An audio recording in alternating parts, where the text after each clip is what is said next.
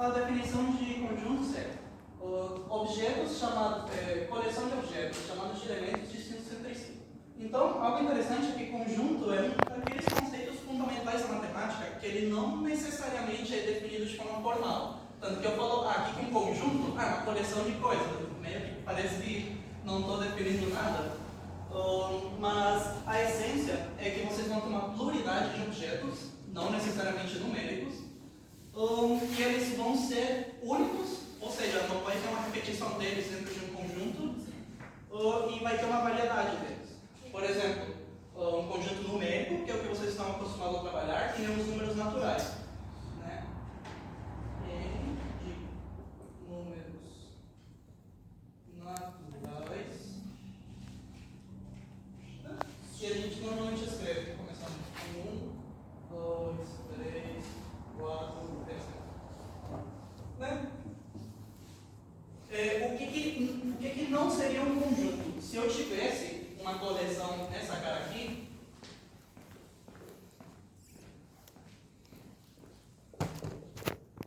por que esse aqui não é um conjunto? Saindo da definição diretamente? Porque eu tenho uma repetição aqui.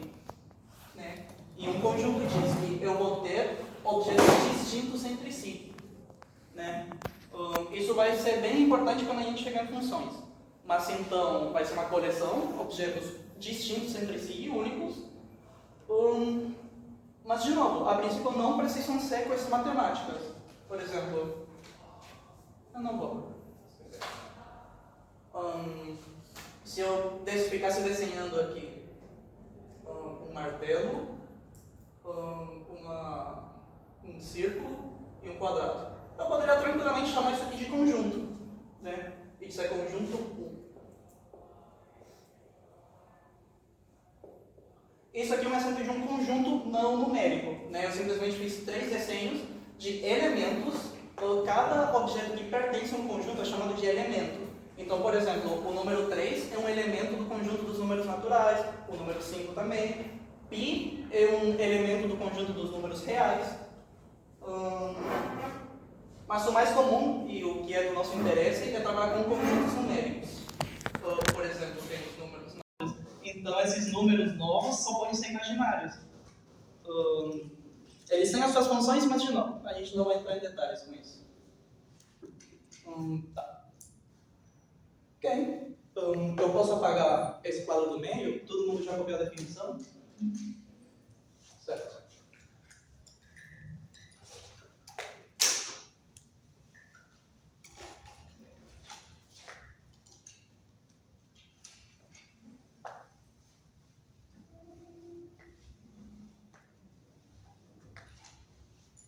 Então, eu tenho uma pergunta para vocês.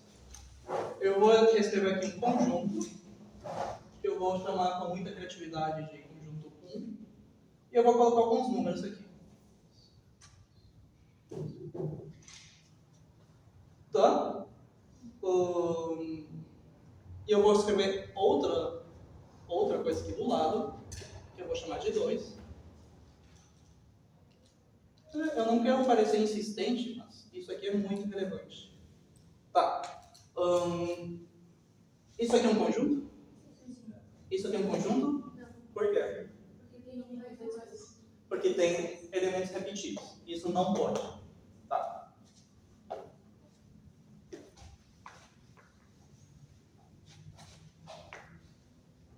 Todo mundo entendeu?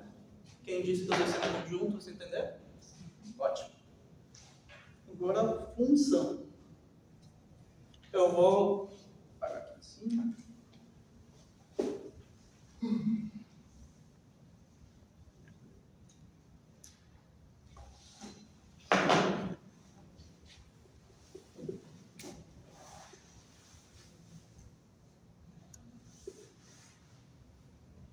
Por que era importante explicar aqui que era conjunto antes? Porque a palavra conjunto vai aparecer na definição agora de função também.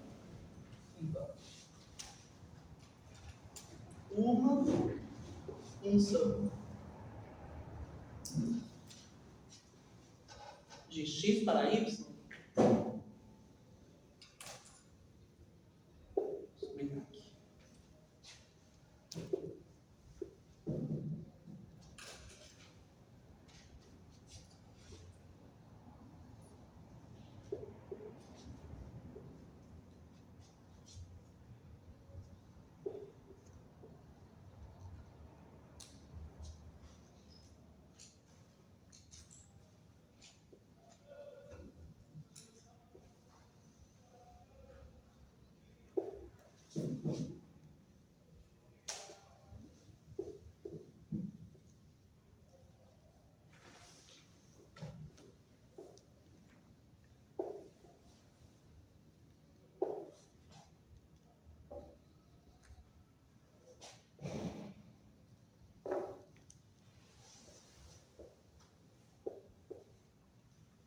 Então, uma função de um conjunto x para um conjunto y atribui um elemento de x a exatamente um elemento de y. Porque a palavra exatamente aqui é porque tu não vai... eu vou desenhar... Isso vai vir à tona daqui a pouco. Eu vou desenhar alguns exemplos. Tá. Por exemplo. Algo interessante. Como função é definida a partir de conjunto e conjuntos poderiam não ser numéricos, também poderiam ter funções não numéricas. Isso importa para vocês? Não. Mas, se vocês forem fazer engenharia da computação, por exemplo, ou algo relacionado à programação, vai ser comum vocês definirem funções que não necessariamente trabalham com números. As inteligências artificiais, por exemplo, o ChatGPT, apesar de que eles não sejam formalmente funções, eles são quase isso. Vocês vão colocar um texto, um input, e vocês vão receber uma resposta, um output. Né? E o conceito geral de função é esse. Por exemplo, eu vou apagar esse quadro aqui. Vocês já escreveram meus desenhos sorrindo? Só posso apagar? Excelente.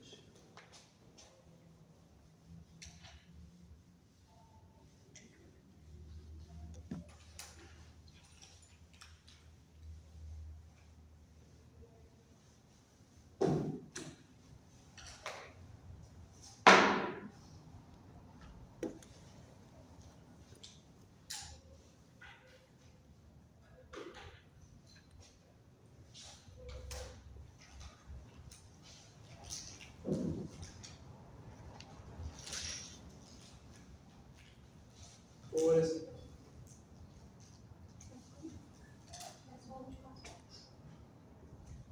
Alguma dúvida?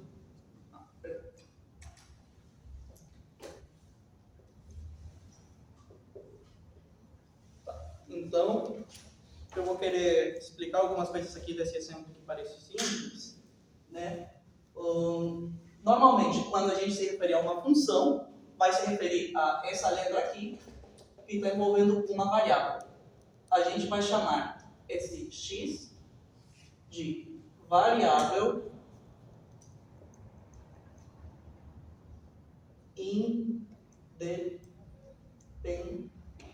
independente. Isso logo vai fazer sentido porque vai existir uma variável dependente, tá? Mas por enquanto não vou entrar nisso. Então, seguindo a definição, uma função de um conjunto x para y, então aqui eu ainda preciso definir de que conjunto está indo para qual conjunto. Por exemplo, uma função, que eu vou chamar de f, é o nome da função, que vai dos reais para os reais. Para quem não entender essa letra feia aí, é um F, tá? Não, é claramente um F. Não há dúvida disso aqui não. Eu tenho as minhas. Entendi. E o que significa? Eu tenho todos os números reais aqui do lado direito da minha equação? Não, eu tenho um. Calma. Então, por exemplo, o meu x aqui, como eu estou dizendo, saindo da definição, poderia ser qualquer número real. Então, o meu f de... Alguém disse um número real? Zero. F de 0 é igual a 1. Essa função é meio sem graça. Alguém disse outro número real? 5. F de 5, pela definição aqui, também vai ser igual a 1. Né? Então, por mais que eu escrevi que ele está indo dos reais para os reais, essa função específica só está indo no 1. Né? Então, olha que interessante. O nome desse conjunto aqui é imagem. O que é imagem? É o conjunto ao que está se referindo a minha função. E o nome desse conjunto aqui é domínio. Então, por mais que aqui eu me dei o trabalho de escrever um x e um y, na verdade, uma função é sempre definida de um domínio a uma imagem. Mas vocês perceberam, por mais que a minha imagem são os números reais, só tem o 1 ali. Qualquer valor que tu colocar no domínio, sempre vai ser o 1 na resposta. Então, os matemáticos, eles perceberam isso e deram um nome para as únicas respostas possíveis da tua função, que seria contradomínio.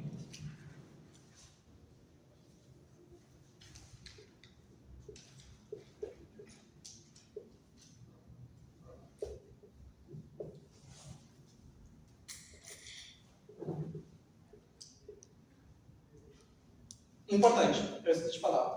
Comumente, quando a gente coloca uma coleção de elementos dentro de colchete, a gente está se referindo a um conjunto.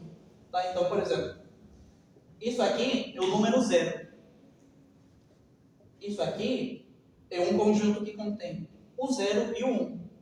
Você já tinha visto esse símbolo antes? E isso aqui é só um conjunto que só contém o 0. Então, são 3 coisas diferentes aqui. Isso aqui é um número, isso aqui é um conjunto, mesmo que ele só contenha um número. E se está parecendo tudo desconexo, é só para reforçar que isso aqui são uns elementos, tipo, digamos assim, as regras básicas do jogo, para a gente conseguir construir o já no... Tá parecendo desconexo? Eu tô achando que tá muito bom, tá? Mas só para caso alguém não esteja achando. Mas eu tô achando muito bom. É como um conjunto não tem um elemento? Tem. Excelente pergunta. Tem. Que é um conjunto que ele está contido em todos os conjuntos que existem. O nome dele é conjunto vazio. E esse aqui é o símbolo dele. Então, lembra que nem a dona Almeri perguntou?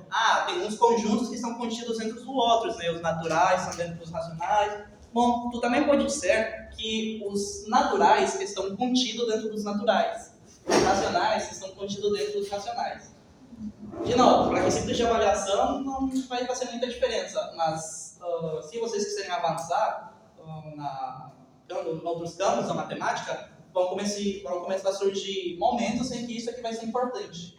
Em que um conjunto, por exemplo, um conjunto que só contém o número 1, na verdade, ele tem 2 elementos, não só um, que seriam L, o elemento 1, e o vazio.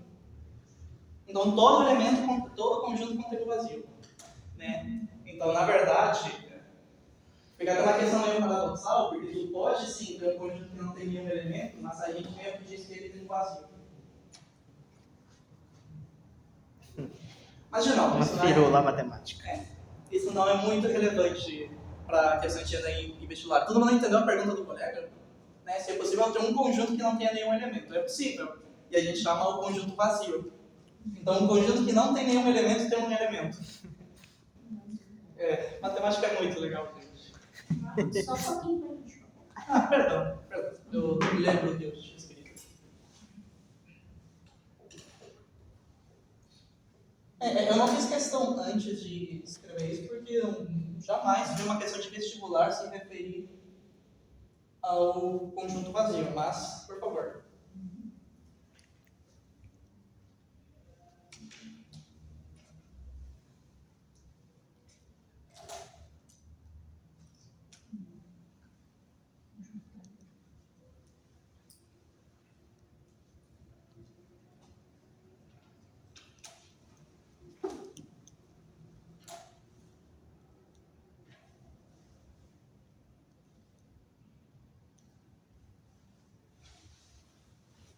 Posso pagar? Eu vou pagar esse aqui do meio, tudo bem?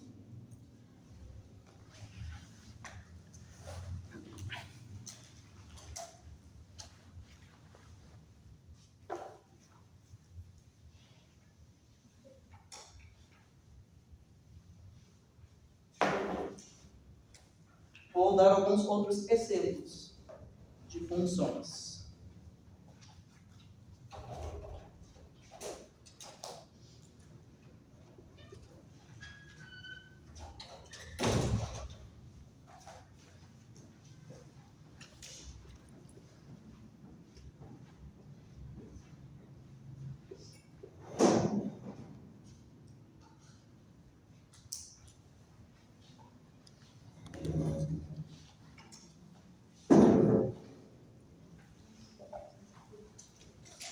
Então, vamos começar com a função g. Alguém me disse algum número real? Qualquer um, gente. Quanto é que é esse? 8. Tá. Pelo jeito que eu escrevi essa função, quanto que seria g de 8? Não. Essa seria na f de x. Eu defini uma nova função que seria a g de x. E eu desenhei ela com essa regra aqui. X, né? G de x igual a x. Então, se x é 8, g de x vai ser 8 também. Ah, ele repete o número. Sim. Esse um outro é sendo de função.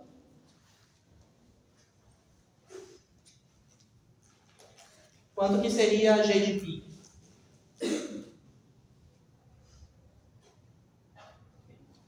Π. Muito bem. Então é por isso que nesse caso eu permiti que fossem cruéis, apesar de que foram muito bonzinhos comigo, porque é só repetir o número, no caso dessa função. Agora, aqui eu fui cruel com vocês. K de x é igual a x ao quadrado menos 2. Aliás, isso que eu estou fazendo, né, que eu estou dando um valor para a função, se chama aplicar a função em um ponto. No caso ali, o número dele vai elevado para o quadrado. Perfeito. E subtraindo 2. Então, tenho duas coisas que acontecem. É uma brincadeira mais sofisticada do que as outras. Por exemplo, se fosse 1, seria 1 ao quadrado. 1 ao quadrado menos 2? Não, 1 ao quadrado significa que eu estou multiplicando 1 vezes 1. Né? Por exemplo, se eu tivesse 2 ao quadrado, ia ser a mesma coisa que 2 vezes 2. Se eu tivesse... Acho que o que ela quis dizer é que é 1 ao quadrado menos 2 por causa da função. Cara! Ela é muito melhor do que eu em matemática, gente. Sinto muito. Com certeza.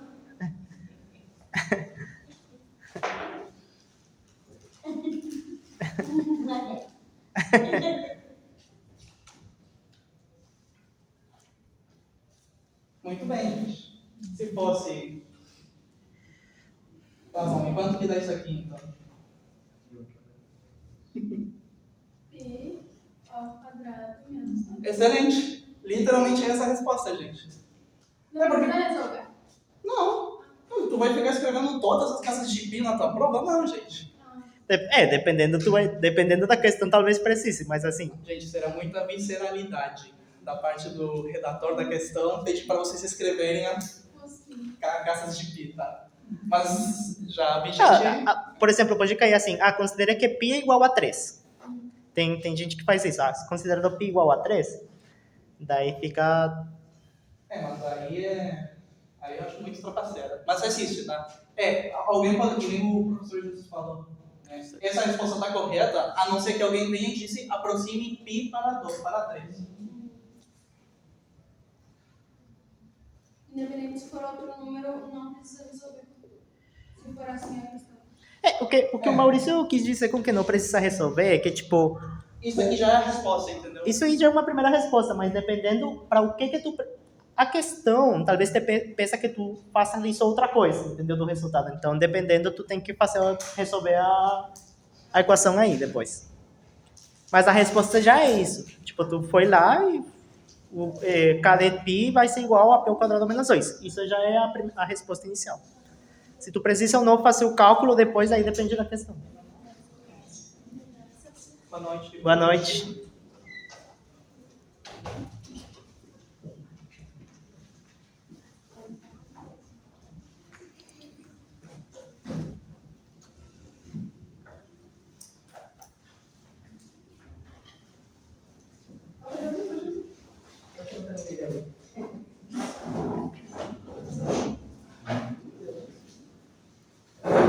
Posso pagar?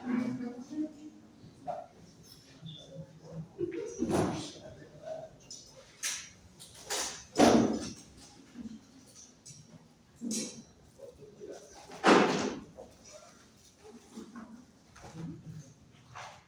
Vocês sabem onde é que fica a Venezuela nesse mapa aqui? Depois da visita de escola foi. Qual? Depois da visita de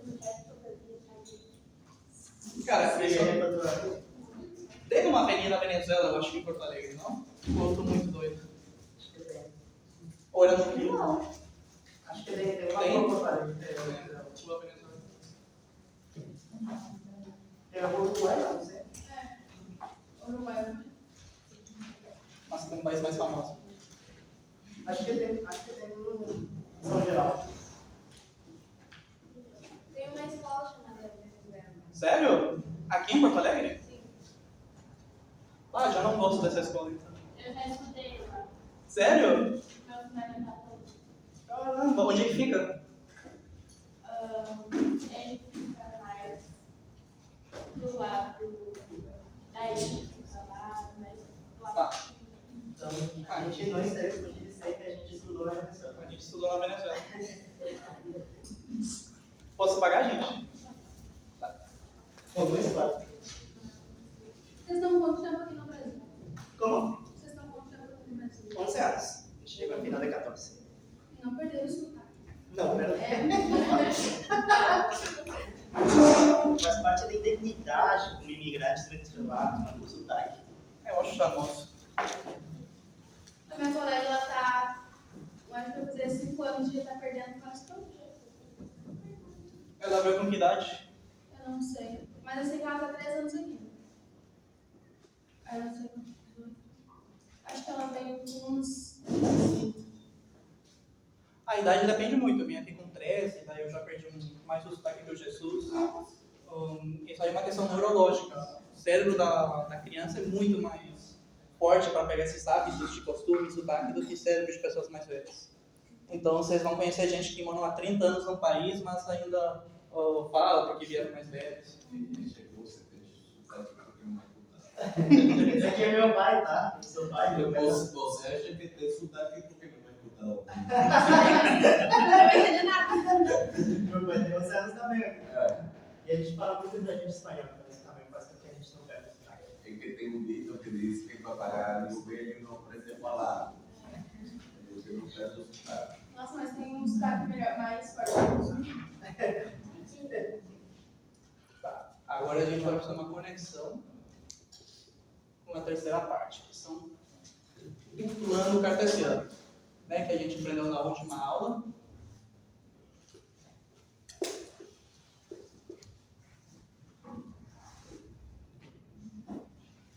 Tá. Todo mundo se lembra de como ler um produto cartesiano? Eu falei uma palavra, tá certíssimo, né? Eu falei do tipo, jeito formal, porque eu acho muito complicado esse jeito de falar. Né? Um produto cartesiano, gente, é essencialmente parênteses quando eu sou um ponto do plano cartesiano. Tá? Então, por exemplo,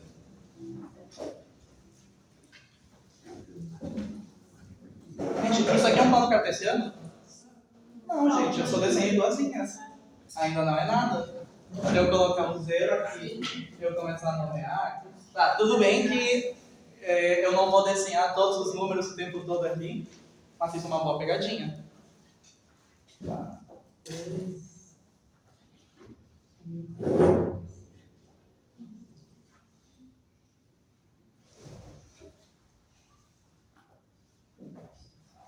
Então, o primeiro número que eu leio, ele se refere ao eixo de baixo, né? Então, seria aqui. E o segundo número é o eixo de cima. Então, esse ponto que eu desenhei no plano cartesiano seria esse aqui. Legal. Por que a gente se importa com isso agora? Porque se eu dissesse que agora esse eixo de baixo se refere à variável independente, que é o meu x, está escrito aqui,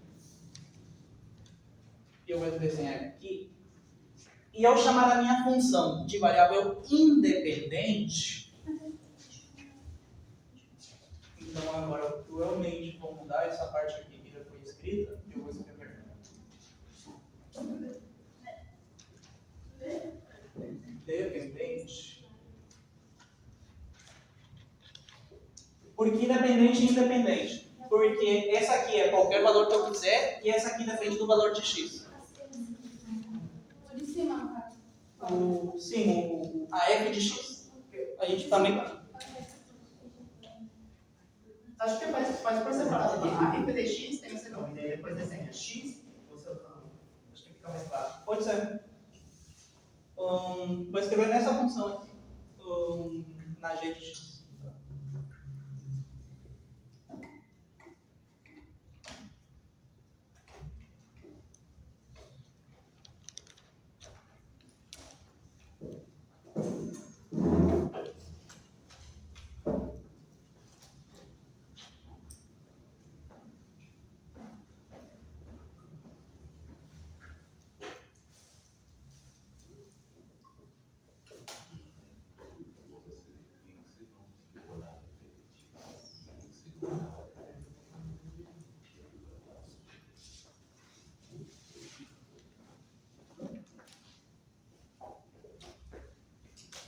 Então,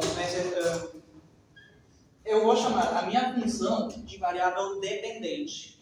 E a variável que controla a minha função de variável independente. É bem comum, quando eu estou trabalhando só com uma função, das pessoas falarem assim: y igual a g de x. E daí, ao invés de falar g de x igual a x, as pessoas simplesmente escreveriam y igual a x. Tá? Mas como aqui eu estou trabalhando, por enquanto, nesses exemplos com 3 funções, eu vou deixar elas explicitamente escritas, como k de x, g de x e f de x. Ok? Mas não, é comum vocês lerem dessa forma também.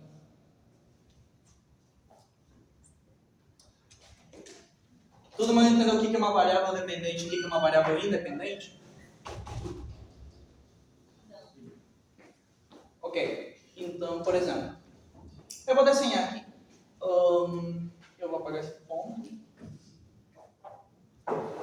Se eu tenho um gráfico, né, que vai ser esse eixo horizontal, vão ser valores de x. Então, por exemplo, antes a gente tinha aplicado para x igual a pi, x igual a 1, a nossa função. Que eu vou escrever g de x aqui. Então, por exemplo, quando a gente falou que quanto que vale g de 1? Seguindo dessa definição aqui. 1 igual a 1. Né? Então eu vou desenhar nesse ponto aqui. Quanto que vale g de 3? 3. Tudo bem, nesse caso vai ser um desenho simples. Agora, vamos no kx. Que nem a colega falou antes, quanto que vale k de 1? 1 ao quadrado menos 2, que vai dar menos 1. Então, eu coloquei x igual a 1, e o que a gente recuperou? O menos 1. Né? Então, esse será meu ponto aqui. Continuando com essa mesma lógica, se eu fizesse para k de 2, que daria menos 2, k de 3, que daria menos 7, não vou desenhar o tamanho até menos 7 aqui, mas acho que fica... K de 2 é 2. Sim, k de 2 é menos 2, e k de 3 é menos 7. Não, 2 positivo. K de 2 é 2, muito bem.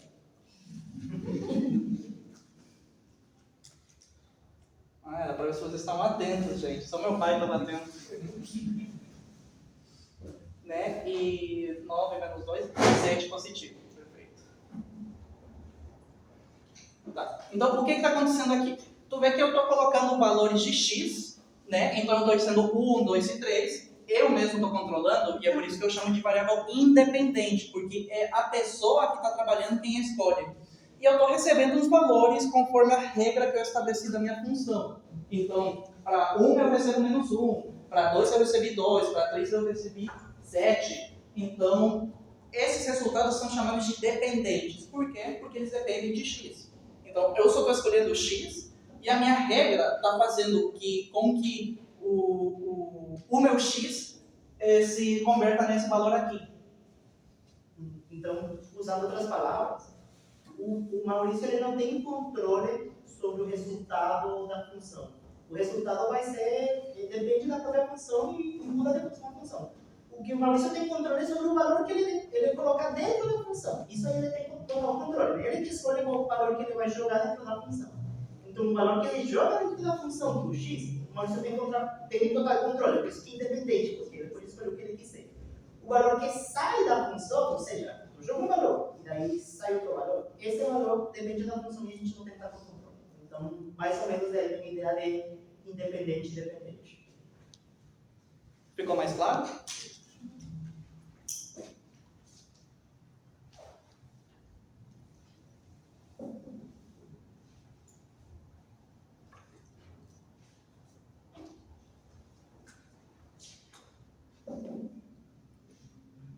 Eu posso apagar? No caso, eu já comecei. Então, espero que... Então, apagar desse lado aqui, o escrever faz tempo. Faz sentido.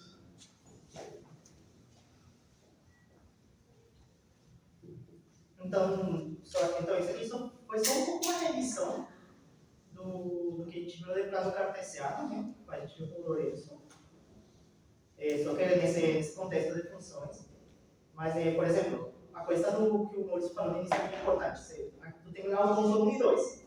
Sempre, isso é uma coisa que os matemáticos combinaram. Quando tu vai colocar um ponto dentro do plano cartesiano, é sempre um par, né? E daí o primeiro número corresponde ao número do x, o segundo número corresponde ao número do y. O primeiro número horizontal e o segundo vertical. Isso aí é tipo assim, todo mundo combinou que funciona assim, não é um lei da matemática, é um combinado entre amigos, digamos.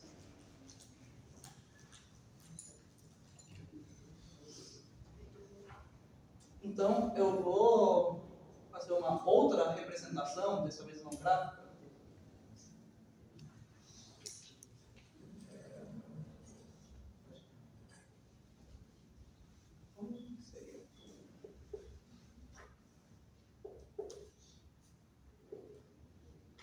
Mas acho que está um pouco pequeno demais.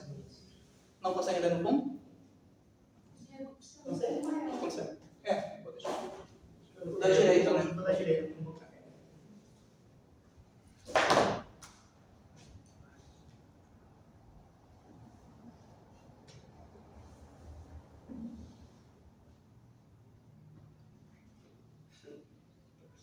Tá. Então, pergunta, isso aqui é um conjunto? Isso aqui é um conjunto? Não. Isso aqui é uma função? Na verdade eu deveria ter assim, feito uma setinha de cada elemento do conjunto da esquerda para cada elemento do conjunto da direita. Né? Isso aqui é uma função, né? Todo mundo concorda? Por que o 3 eu não sei? Não, na verdade, assim, eu nem precisaria definir. Eu estou usando a mesma g de x que eu desenhei aqui. E quando a gente aplicou, ficou g de 3 vai ser igual a 3 ao quadrado menos 2, 9 menos 2 igual a 7. Né? Mas para isso aqui ser uma função válida, na verdade, só precisa isso aqui, saindo da definição, que acho que todo mundo copiou. Cada elemento da esquerda está associado a um único elemento da direita. Perfeito. Eu vou dar outro exemplo. Dessa vez eu não vou deixar explícita a função.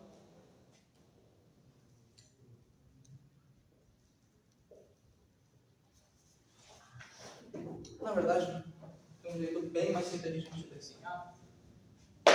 Seria assim.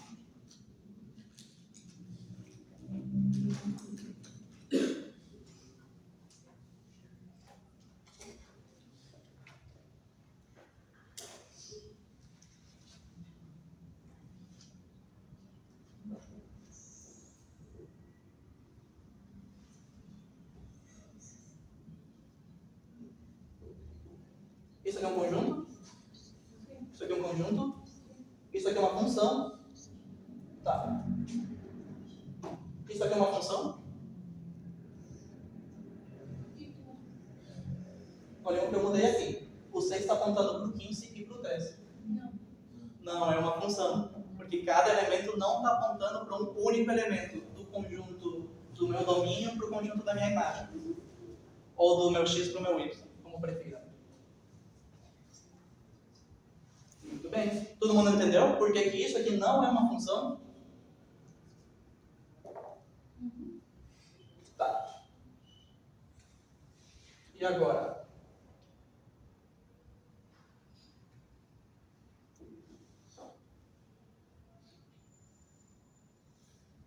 Isso aqui é uma função? Mesmo 2 é função do mesmo?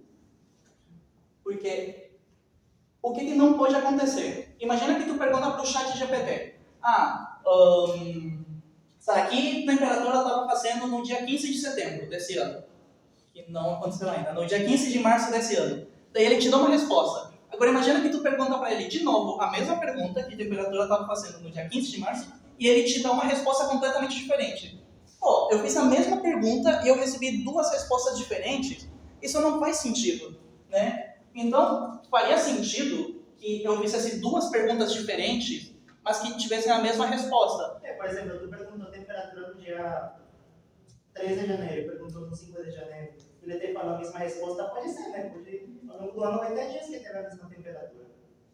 Mas nunca vai ter no mesmo dia do ano duas temperaturas diferentes no mesmo horário, né? Isso não faria sentido. Vocês entenderam o sentido por trás disso? Sim? Não? Dúvidas? Por favor, gente, levantem a mão. O do outro lado, tipo, o que tá no. Ai, eu sou muito ruim. Domínio. Tá, o domínio, ele pode apontar pro mesmo, só que ele não pode apontar para dois ao mesmo tempo. Perfeito. Perfeito. Perfeito. Inclusive, vocês poderiam anotar isso como definição também. Vou escrever aqui. Você poderia anotar para as pessoas anotarem. Pode repetir? O que você falou? Obrigada. O domínio, ele não pode apontar para os dois ao mesmo tempo, mas ele pode apontar. Ai, eu não lembro o que eu falei. Que ele pode apontar Eu assim, só falei. só pode ter aquela imagem não. Isso.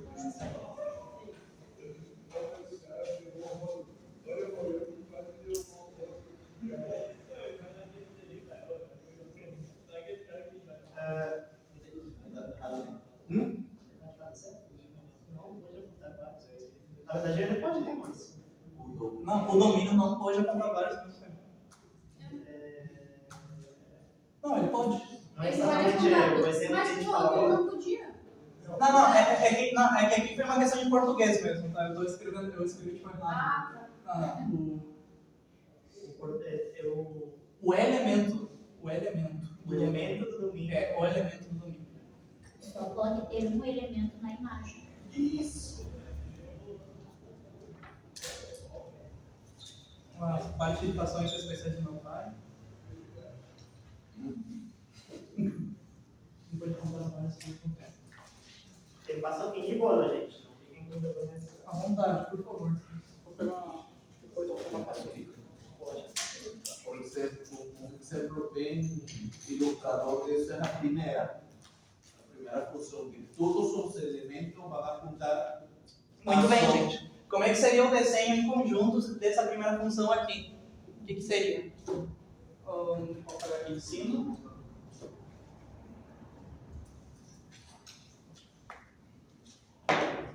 Dessa função F, que eu desenho aqui em cima. Como é que seria? Eu teria meus números reais aqui. 1, 2, 3, pi, etc. Cada um deles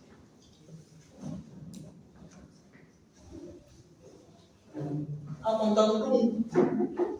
Né? Então, tem vários elementos do meu domínio apontando para o mesmo número na imagem. E não tem nenhum problema, isso continua sendo uma função. Tá.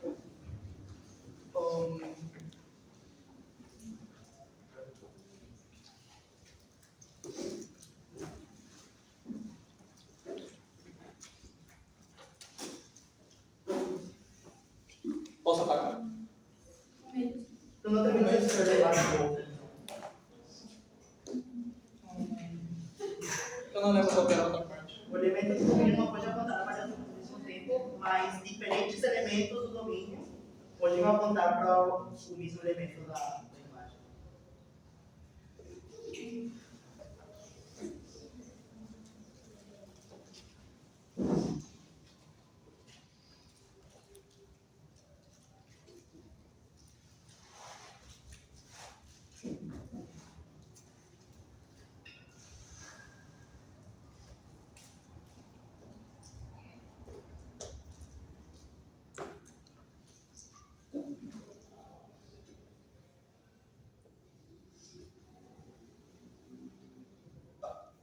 Vou apagar no meio.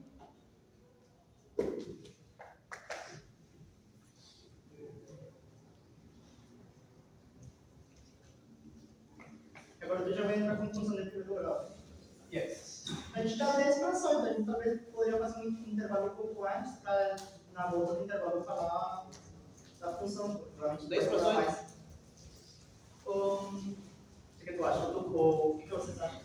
Assim, Não, intervalo- eu vou explicar aqui uma função no primeiro grau e daí começa o intervalo, tá? Tá. A gente faz umas 8, 8.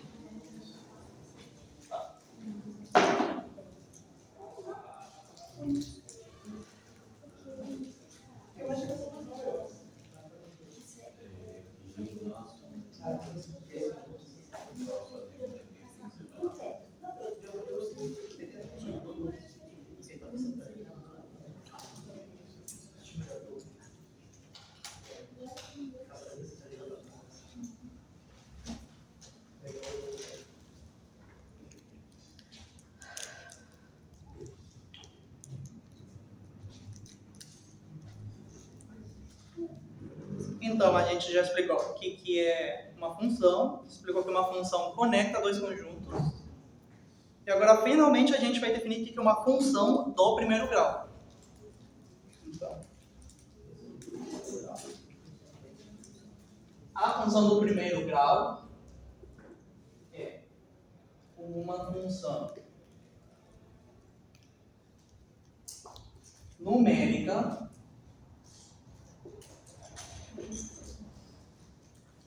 então não vai rolar de relacionar dois conjuntos de desenhinhos, vão ser números mesmo.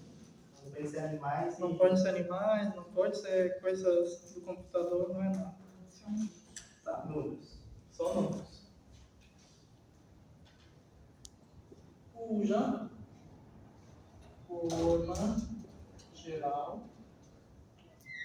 é f de x vai ser igual a vezes x mais b. Eu apaguei as funções que eu tinha escrito, vou escrever elas de novo.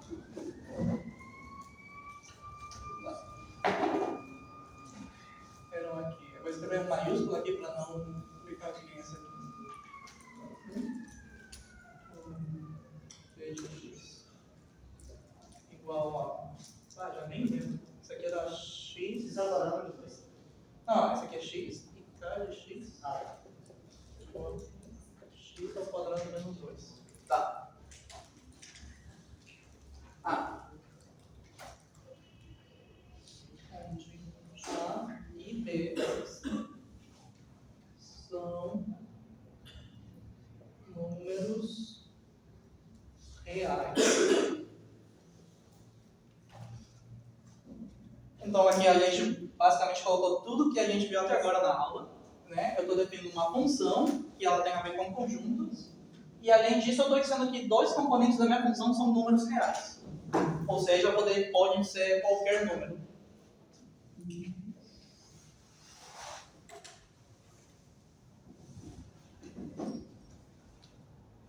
Então, por exemplo, dessas três funções que eu desenhei aqui, as que a gente estava brincando ao longo da aula, quais delas são funções do primeiro grau? Saindo da definição. A menos o x ao quadrado, né? Todo mundo entendeu o que a Dona Almeri, por que a Dona Almeri falou isso?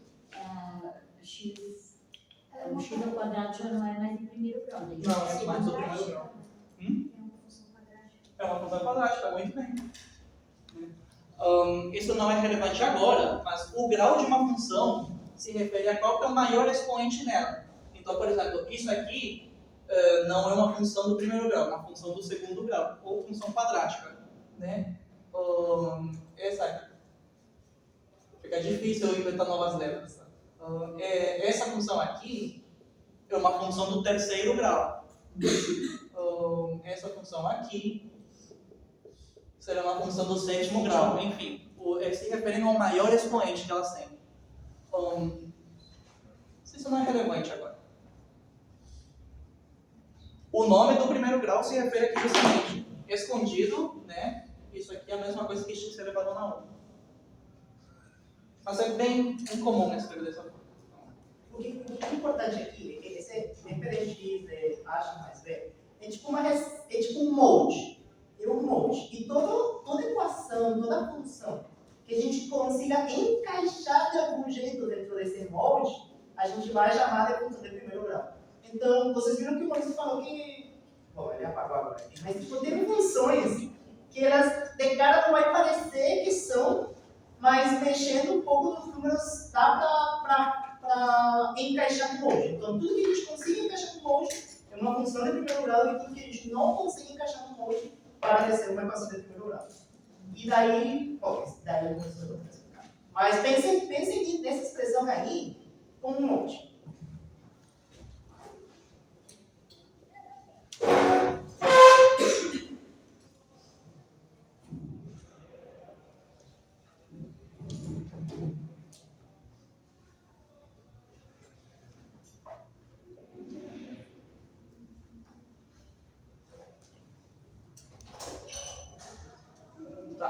Eu escrevi 4 funções aqui e eu quero que vocês me digam qual dessas não é uma função do primeiro grau. Qual dessas 4?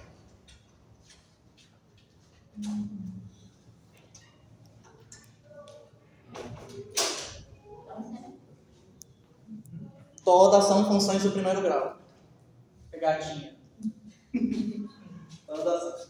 Por quê? F de x igual a 0, né? Ou é igual a mais b. Se, nesse caso, eu quero agora que vocês achem os a's e os b's, conforme a minha definição ali. Na real, mas que inteligente, faço uma tabelinha aqui. Faz assim, Mauri, faz para a primeira e depois deixa os outros para ele resolver. Sim. Nesse caso aqui. Mas aqui a primeira é o caso mais estranho, né? Vou fazer a segunda.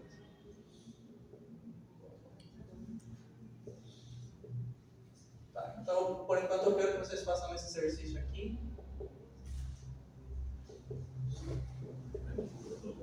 Botou lá em cima, botou lá embaixo.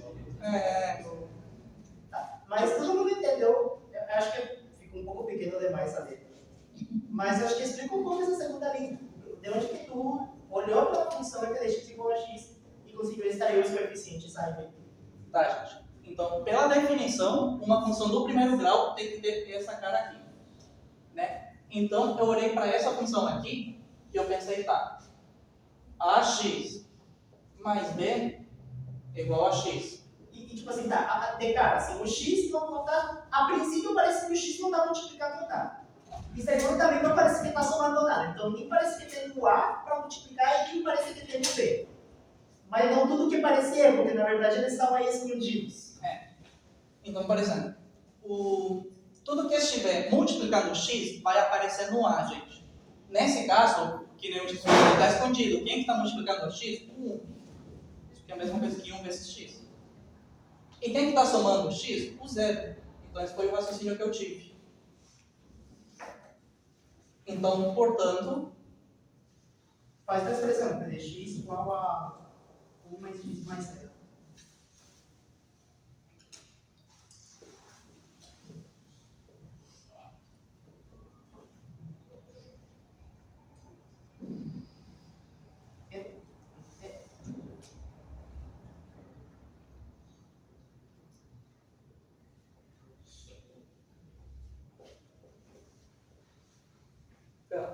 Então, voltando a esse dado emoji. f de x igual a x, ela de cara ela se encaixa no emoji que a gente combinou que é uma função de primeiro grau. Mas a gente consegue mexer na matemática do jeito que ela aparece, ela surgiu. Então a gente disse, bom, na verdade o x, na verdade ele está sendo multiplicado por 1. Porque qualquer número multiplicado por 1 é ele mesmo, né? E na verdade ele está sendo somado por 0. Isso também não muda. Então a gente pegou uma coisa que não tinha cara de função de primeiro grau e a gente converteu. Sem mudar a essência dele, a gente convertiu numa coisa que tem cara de função de primeiro grau. Todo mundo entendeu isso? vocês conseguiriam achar os a's e os b's de cada uma dessas funções? Vamos lá, gente. Nessa primeira aqui. Alguém se atreve a dizer quem que é o A e quem que é o B? Excelente. 0, 0. Não tem nada aqui. Mas aí transforma isso num f de x igual a x mais b. Bom, tudo bem. De novo, a gente sabe que uma função do primeiro grau sempre tem que ir na definição, gente. Uma função do primeiro grau tem essa cara aqui. Então eu consigo achar um A e um B que deixem essa função com essa cara aqui, eu consigo. Se eu escolho A, que nem vocês falaram, A igual a 0. Né? Então, f de x igual a vezes x mais b. Ou seja, se eu escolho A igual a 0, vai ficar 0 vezes x. E B igual a 0, mais 0. Tá perfeito. Eu achei um A e um B que fazem com que f de x seja igual a 0.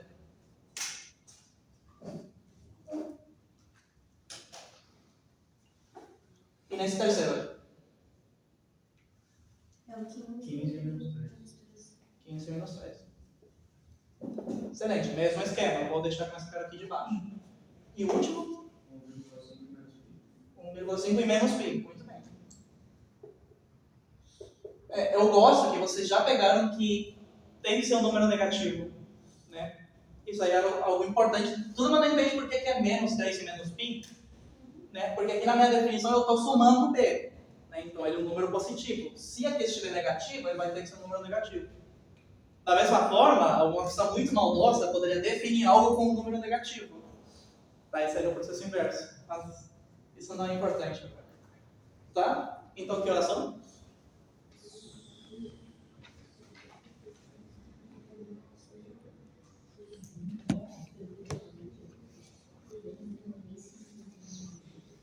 Bom, galera, dando continuamento, agora a última parte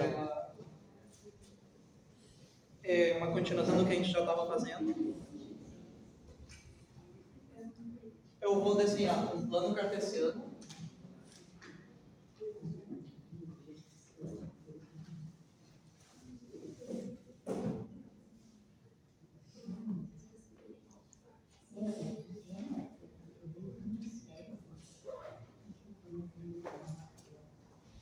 Galera, então, começando, eu quero começar a desenhar funções. O que isso significa?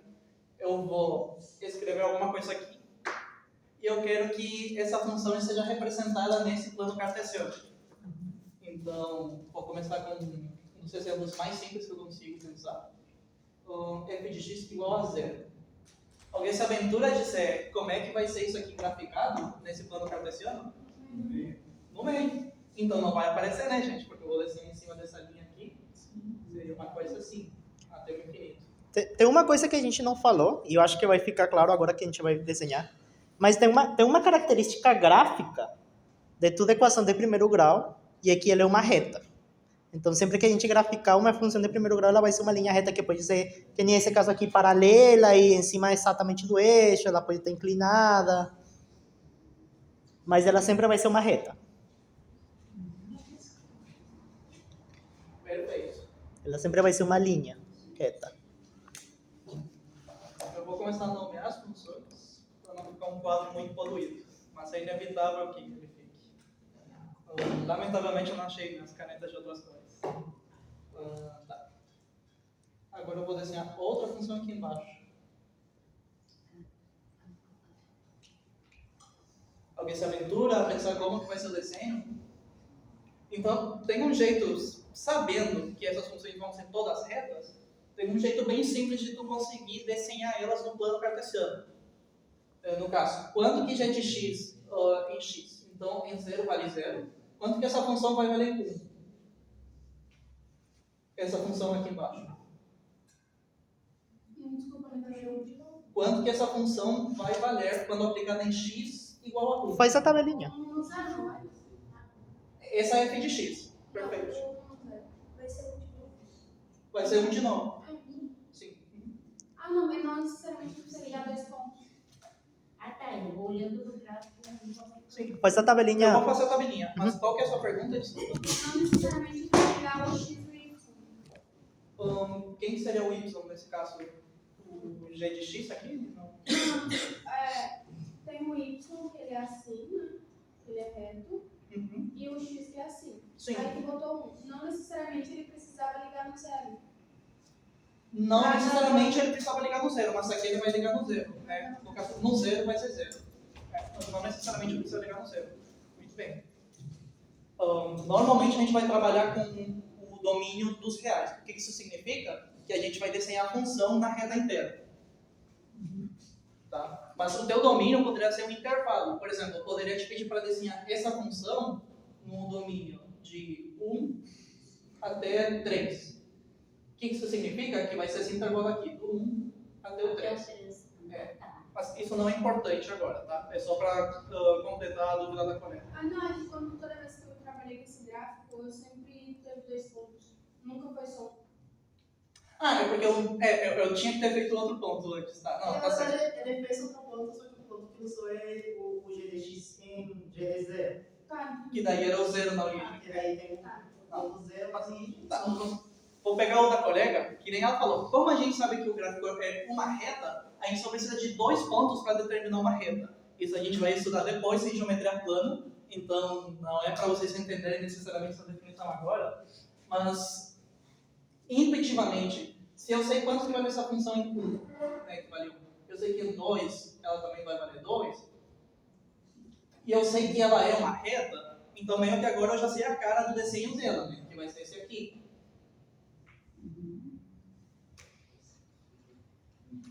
Tudo certo? No caso, g de x igual a x. Eu vou escrever aqui g de x, com a esperança de que não fique muito poluído. Tá. De um jeito mais geral, o que vocês precisam fazer quando vocês querem definir uma função, vocês têm só a função, vocês chutam os valores de x, porque de novo, x é independente, eu posso escolher o valor de x que eu quiser. E daí chuta os dois valores qualquer, daí vocês veem o valor de p de x, ou g de x, enfim, em questão, e daí colocam os pontos do plano, e daí traçam uma reta que liga esses dois pontos. Aí vocês conseguem desenhar a reta que é da função. É, o que o Jesus está falando é isso aqui. Que é essencialmente o mesmo. Eu estava fazendo bem aqui de cara, mas é vocês escolherem pontos, irem testando, então, em 0 vale 0, desenho aqui, 1 vale 1, desenho aqui, 2 vale 2, desenho aqui, 3 vale 3, desenho aqui. E daí vocês verem qual que vai ser a cara do desenho. Nessa nova função, então, k de x igual a x mais 2. Alguém se atreve a fazer esse desenho de cara? Seria 1 e Como? 2. Não substitui o x por 1? O 1 e o 2, tá? Tu diz o A e o B, no caso. Aqui. Sim, tá certo. Então, nesse caso, o A igual a 1 e o B igual a 2. Mas eu quero desenhar. Tu bota o 0 nessa linha que tu vai botar 1 e na outra tu vai botar 2. Porque primeiro é o x, depois o y. Primeiro o x e depois o y. Não, eu acho que tu tá com uma confusão. O que que tu tá chamando de x e y nessa função aqui? O x é o x Tá? e o y é o 2. Não. Isso é de novo, a definição que a gente teve de uma função de primeiro grau é que f de x vai ser igual a x mais b. Tá? Esses números eles vão ser constantes, uma vez eu saiba qual que é a minha função. Então, nesse caso, para eu escrever de um lado e do outro, eu sei que o a vale 1, que é o que tu falou, o valor que está multiplicando o x, e que o b vale 2. Ok, mas o y, que a gente chama, se refere a esse eixo vertical daqui. Então, não necessariamente tem uma função, não necessariamente consigo ver o y aqui, tá?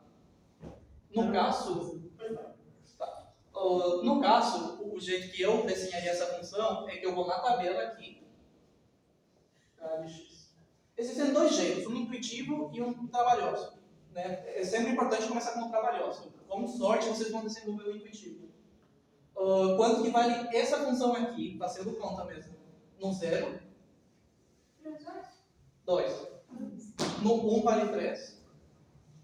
No 2, 4. E no 3, 5. Né? E daí vocês veem aqui. No x igual a 0, ela vale 2. Eu desci meu ponto aqui. No x igual a 1, ela vale 3. Eu desci meu ponto aqui. No 2 vale 4. No 3 vale 5. Então, o meu desenho vai ser essa reta aqui. Que eu vou chamar de... Eu dei nome? Já dei. K de x.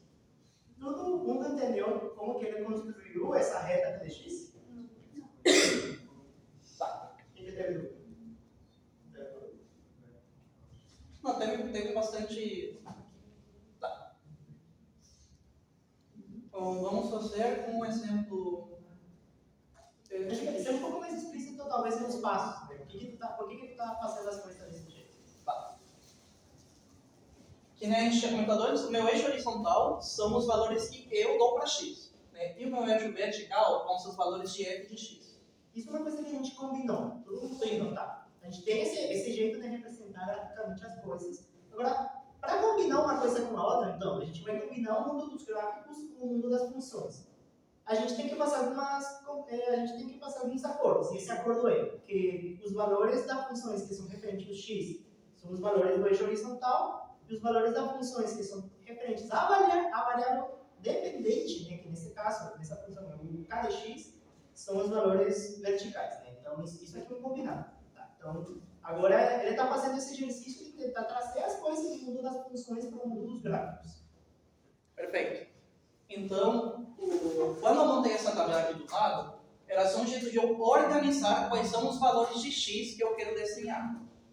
Então, seguindo a lógica dessa função aqui, eu vou fazer uma tabela.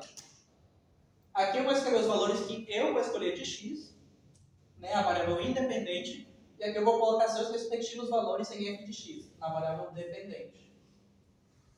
Eu vou querer desenhar 0, 1, 2 e 3. Eu poderia ter escolhido x igual a 15 ou x igual a 20. Eu estou arbitrariamente escolhendo para conseguir fazer o desenho na teta inteira.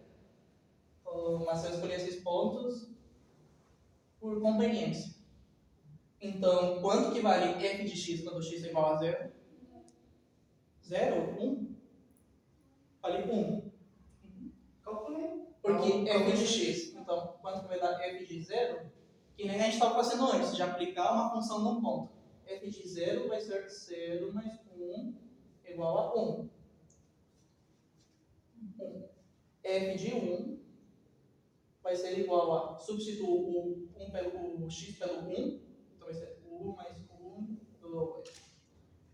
F de 3 vai ser igual a, substituo o x pelo 3, 3 mais 1 igual a 4.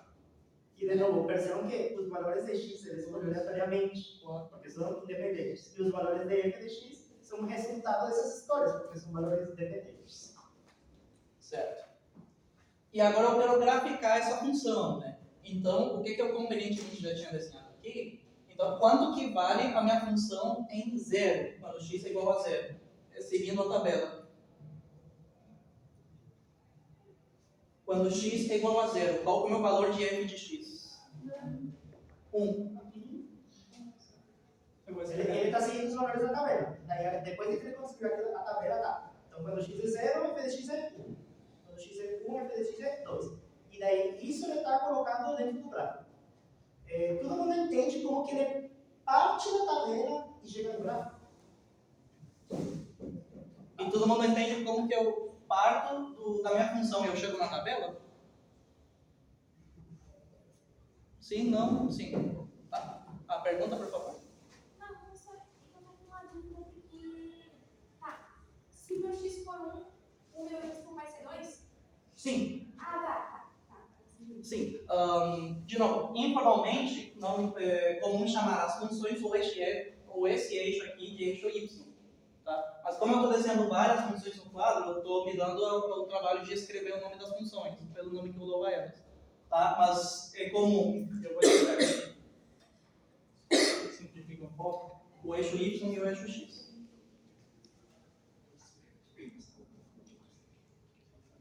Tá. Então, seguindo a lógica da tabela, o meu valor em 1 vai ser igual a 2, o meu valor em 3 vai ser 4 e em 2 vai ser 3. Aqui, né? Eu fiz o desenho dessa reta aqui. Ok? Esse desenho. O que eu queria que vocês percebessem é que quando a gente fez o desenho com g de x igual a x e com k de x igual a x mais 2, era meio que a mesma reta, só que eu desloquei ela 2 números para cima. Né? Esse aqui é o meu gráfico de g de x, que é g de x igual a x. E esse aqui é o meu gráfico de k de x, que é igual a x mais 2. Então, percebam que a distância em todos os pontos de uma reta a outra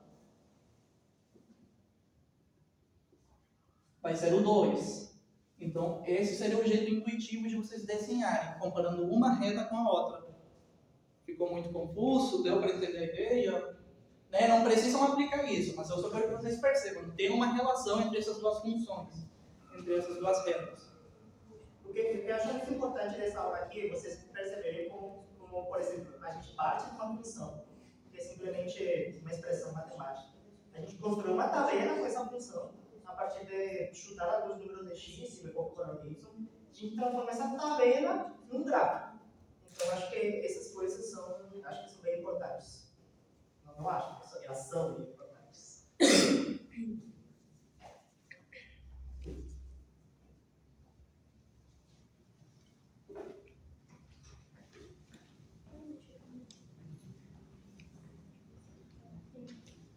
Eu vou desenhar mais algumas funções. Eu posso apagar o meio do quadro?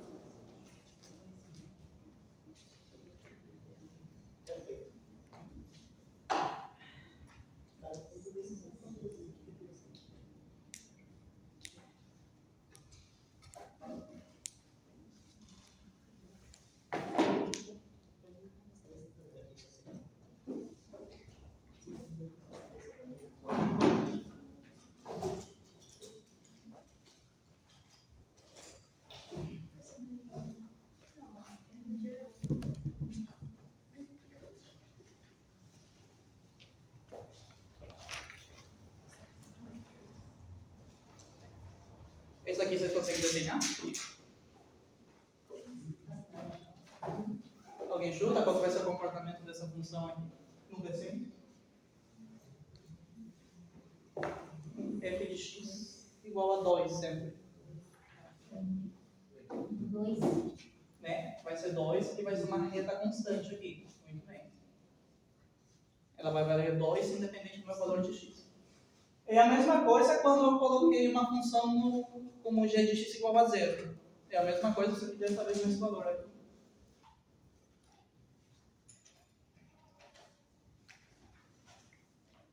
Uma coisa que é importante perceber nesse exemplo, e do exemplo anterior, é que quando não tem o x, tipo assim, o f de x é igual ao número e só. A tua reta sempre vai ser uma reta que ela é horizontal, paralela ao eixo x. Esse comentário que o professor falou, posso pagar o lado direito?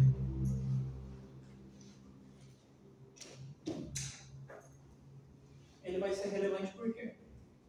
Então, assim como a gente vai da função até o gráfico, as questões mais difíceis das funções de primeiro grau vão ir do gráfico até a função.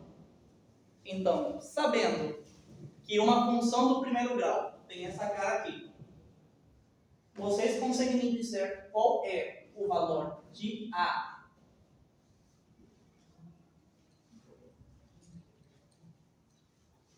dessa função aqui?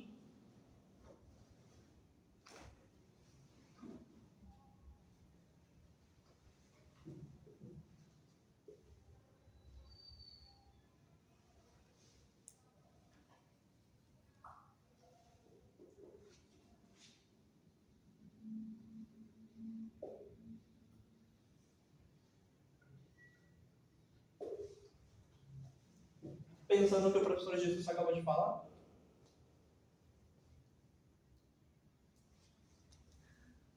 Não precisam saber o valor de B. Mas vocês conseguiram pensar quanto que vale A, considerando que ela é uma reta constante e horizontal? Se fosse 1,5, ou seja, se x tivesse um valor, tu não concorda comigo que quando eu aumento o meu x, eu ia aumentar o meu valor aqui?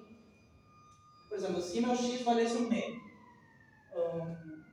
por exemplo, na função g de x é igual a 1,5 de x mais 0. Não, 1,5. Ah, sim, é que é outro jeito de escrever. 3 meios, né? Eu viajei. É 1,5, né? Esse tá.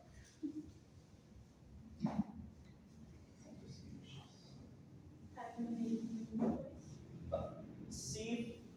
Não, tu tá pensando no valor de B. Não é zero, porque se o x tiver que estar ali, tem que estar em cima da reta Sim. para dar Sim. 1,5. Tu não entendeu o que a colega falou? Ela falou assim, que B é igual a 0, que A é igual a 0. Isso. Por quê? Porque tá, é o eixo x que tu quer saber, né? Então ele é o de cima, então tu coloca no zero, e daí sim o b vai ser 1,5. É isso? Sim. Nesse caso eu não coloquei nenhum número, né? Então eu poderia ser muito maldoso e dizer que a escala está diferente de 1,1. Mas a pergunta não era quanto que vale o B, a pergunta era quanto que vale o A. Isso eu posso perguntar. Sim. Então, o que a colega pensou? Tá? Sendo que eu tenho esse gráfico aqui, e eu sei que minha f de x é igual a ax mais b,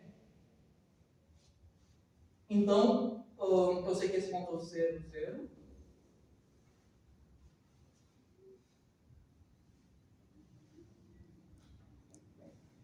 Ela pensou, se eu avalio no 0,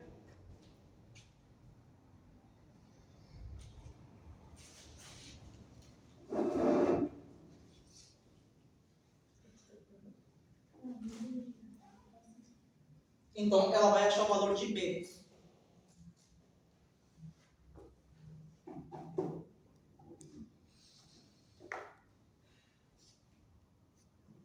E daí ela percebeu que se eu avaliasse um outro valor, por exemplo, f de 1, pelo gráfico também ia dar 0. Ia dar B.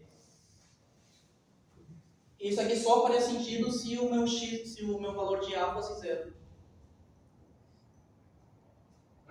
Mas o importante é que, do ponto de vista intuitivo, vocês percebem que quando o A é igual a 0, o valor da minha reta é constante. Ele não vai mudar, porque por mais que eu tenha chamado de variável dependente ou independente, se o valor que multiplica meu x é 0, não importa que valor que eu vou colocar no x, porque qualquer número vezes 0 vai dar 0.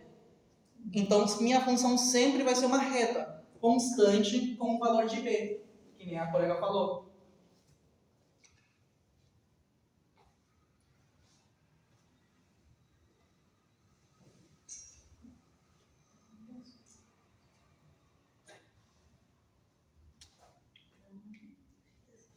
Acho que é explicar formalmente o que são os coeficientes. Tem um nome.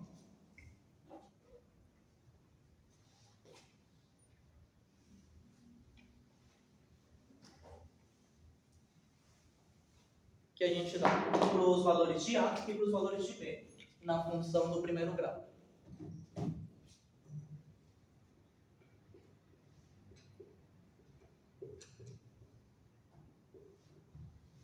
A gente chama o valor de A de coeficiente angular,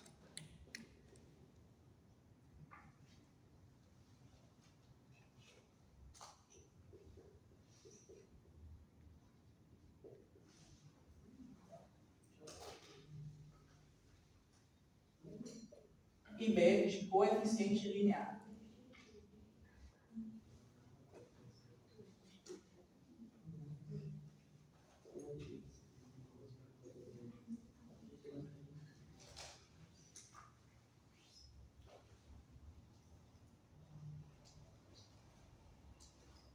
Por que esses nomes? Então, que nem a gente estava... Eu posso começar a mudar, apagar o quadro do lado direito? Mais ou menos.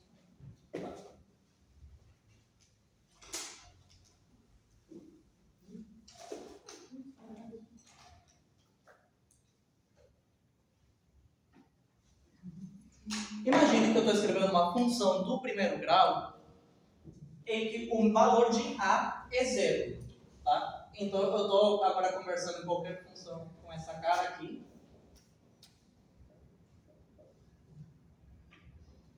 Tal que A é igual a 0. Que vai ser a mesma coisa que f de x igual a b. Todo mundo concorda com essa afirmação aqui?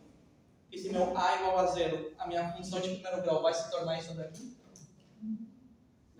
Quando isso acontece, que nem eu estava tentando desenhar antes, todas as funções vão ser uma linha reta, ou seja, eles não vão mudar conforme x muda, cujo valor vai ser igual a b. Então, é chamado de coeficiente linear, porque ele vai indicar aonde que começaria a minha linha. Né? Então, se b fosse 1, por ser um exemplo, eu desenharia a reta constante 1 aqui.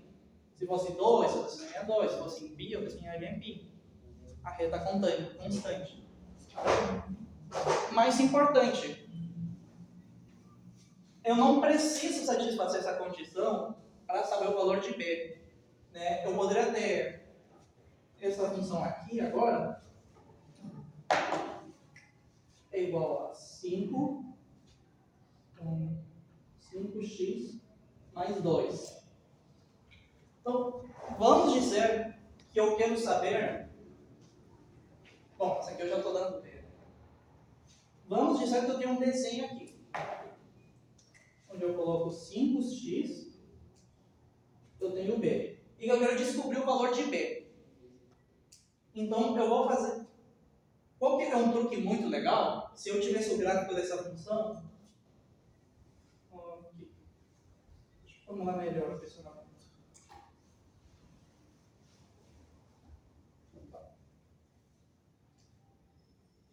Eu estou dando para vocês esse gráfico aqui, g de x, e eu vou afirmar para vocês que g de x satisfaz essa função aqui, 5x mais b. Minha pergunta é, qual que é o valor de b? Um jeito muito comum e muito efetivo de testar eu vou colocar x igual a 0. Ou seja, eu testar na origem. Porque quando x é igual a 0, a minha função se torna g de x é igual a b. Ou seja, g de 0 igual a b. Em funções do primeiro grau, isso sempre vai funcionar. Nesse caso, graficamente, eu percebo que na origem, g de x vale 1,5. Eu escrevi aqui 1,5, já estou falando isso aqui.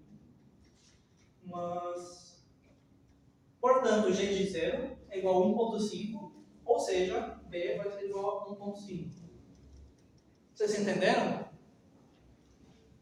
Então, o resumo que o Maurício quer falar é que esses coeficientes que ele define a função linear, eles têm algumas propriedades. No caso de b, que é o coeficiente linear, a gente sempre fala que ele é o valor no eixo x. Isso aqui é uma coisa que vocês precisam saber, isso aqui cai no vestibular. Então, quando a gente olha para essa função, isso aqui tem uma propriedade importante, que é assim, é o valor no eixo y, ou seja, no eixo vertical, que a função, ou que a reta, corta o eixo. O que eu falo com cortar que ele encosta, corta o eixo? Então, por exemplo, essa reta aqui inclinada assim, ela corta o eixo vertical aqui. Essa reta, nessa inclinação, ela corta o eixo vertical no 1,5. Essa reta horizontal aqui, ela corta o eixo vertical no 1. Se eu tivesse uma reta assim, ó, ele corta o eixo vertical num ponto aqui abaixo de 0. Então, o B tem essa propriedade. E, bom, o Maurício mostrou aqui um pouquinho, mas o mais importante é decorar isso. O B de uma função, ele sempre vai te dizer onde que tua reta corta o eixo vertical. E daí, esse carinha aqui, que é o A, ele diz a inclinação da reta.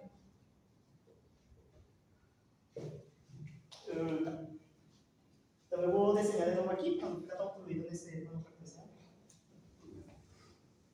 Mas basicamente, uma reta pode acontecer 3 coisas, tá? Vocês podem ter uma reta que ela cresce. Então, uma reta que cada vez que conforme o x aumenta, a reta aumenta. Então, isso aqui a gente chama uma reta crescente. Então, a gente vai falar a reta cresce. Cresce. A gente também pode falar que a inclinação da reta é positiva.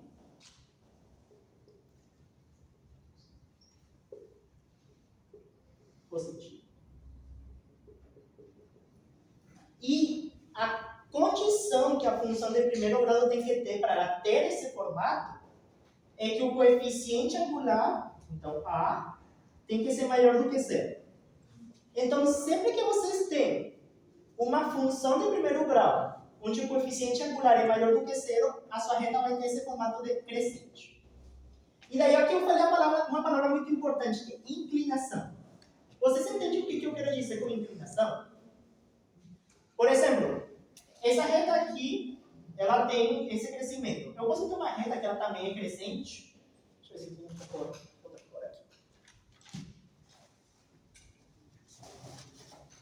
Tem uma caneta preta que também é azul. Uma caneta crescente. Ah, tá, gente. Por isso que tem esse azul. Vai ter que ser no azul mesmo. Então eu tenho essa reta aqui e daí eu tenho essa outra reta assim. Vocês percebem que essa reta aqui, ela também está crescendo, tá? Conforme aumenta o eixo horizontal, ela está aumentando nesse sentido. Ela tende a crescer. Só que ela cresce numa proporção menor que essa reta aqui. Vocês concordam comigo? E a gente fala, então, que a inclinação dessa reta, que eu vou chamar aqui de reta A, sei lá, não gostei, de reta alfa, não são as letras gregas, porque eu já defini a A, ele é maior que a inclinação dessa reta B. Isso quer dizer que o coeficiente angular de alfa, ele é maior que o coeficiente angular de B. Então, sempre que você... Isso cai, tá? Em prova. A ideia é que a inclinação de uma reta está relacionada com uma posição, se ela está mais assim ou mais...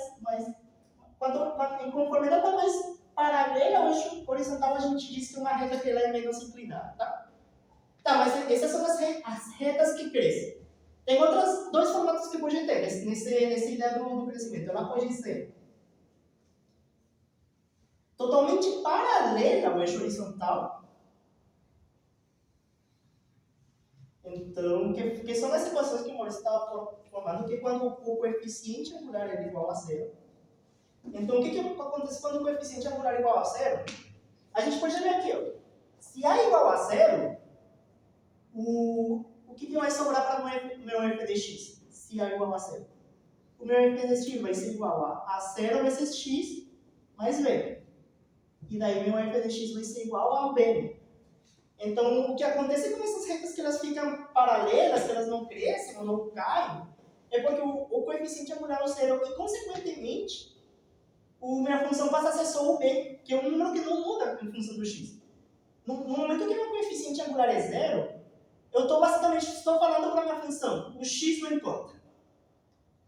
O x está sendo multiplicado por zero, então o x não importa para o meu valor de f de x. Então, consequentemente, se vocês veem um gráfico e ele é totalmente horizontal, vocês já têm que saber que o coeficiente angular desse gráfico é zero.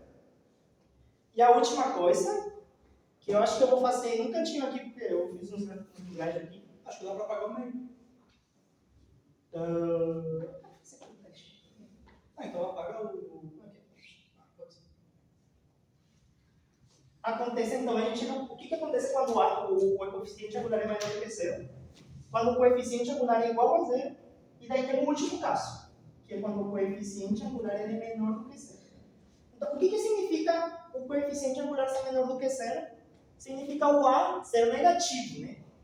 Significa que meu f de x vai ser igual a algum número A. Na verdade, vai ser algo assim, tipo menos A de x mais B. O que significa ser negativo aqui? Significa que sempre se eu tenho uma sequência de valores de x e eu vou aumentando o meu valor de x, se eu estou aumentando o meu valor de x, mas ele está sendo multiplicado por um número negativo, o meu valor desse f de x vai diminuindo. Então, quando eu coloco um negativo aqui, eu estou fazendo que conforme uma das grandezas cresça, minha grandeza independente cresce, mas aí minha grandeza dependente cai. Então, eu tenho a consequência disso é que minhas retas elas vão ser decrescentes. Elas começam na parte alta do eixo vertical e terminam na parte baixa do eixo vertical. Tá bom? Reta, então, isso aqui eu posso chamar de a reta decresce. A reta decresce. Mas isso aqui também vai ter questão que vai falar do tipo a inclinação é negativa. Inclinação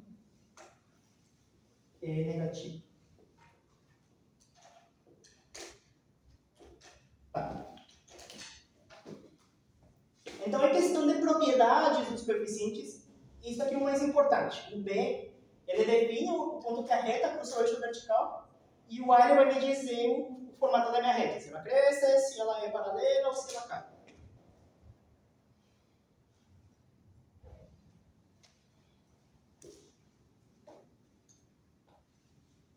O nome desse tipo de estudo, que vocês veem diferentes valores para as constantes de uma função e vocês veem como que ela interage, é estudo qualitativo.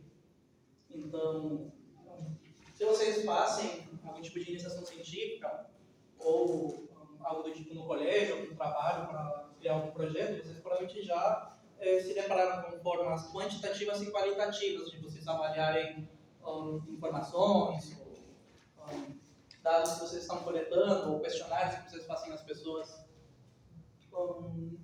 E é muito importante, quando vocês estão trabalhando com funções gráficas, que vocês entendam de cara, vendo só o desenho da curva, quanto que valem ou quais são os valores de A e B. ou pelo menos qual que é o comportamento deles, se eles são negativos, positivos, que é o que o professor Jesus estava explicando. Todo mundo entendeu o que é uma reta crescente e uma reta decrescente? Né? Uma que aumenta conforme... E é muito importante entender, tipo, olhar para o... Tipo assim, vocês... Uma função de primeiro grau, você tem que identificar, tá, que número aqui é meu coeficiente angular. E depois identificar o coeficiente angular, tá, ele é menor do que zero, então a reta está caindo. Ele é maior do que zero, então a reta está crescendo. Ele é zero, então a reta é isso, paralela ao eixo X. Mas algo muito interessante é que, além de vocês conseguirem perceber se o meu coeficiente angular é positivo ou negativo, conforme a função é crescente ou decrescente, existem muitas formas de calcular qual que é exatamente o meu A e qual que é o meu B da minha função. Só que horas são agora? Só da extração. Eu acho que não vai dar para passar métodos de calcular. Resolver com exercício da lista. Então eu acho que se alguém tem uma dúvida pontual a respeito da aula inteira, não só dessa última parte, senão eu diria para encerrarmos o conteúdo agora e ficar só fazendo alguns exercícios da lista, ou sinta-se à vontade também de perguntar individualmente. Mas essas coisas ficam um pouco bagunçado, o jeito que eu anotei, mas é importante anotar. Tá? Os nomes que eu di para esses coeficientes e como que eles se relacionam com o formato do gráfico. Então, se tu quiser talvez organizar essas informações melhor. Pode ser, mas eu acho que a gente já pode encerrar a gravação.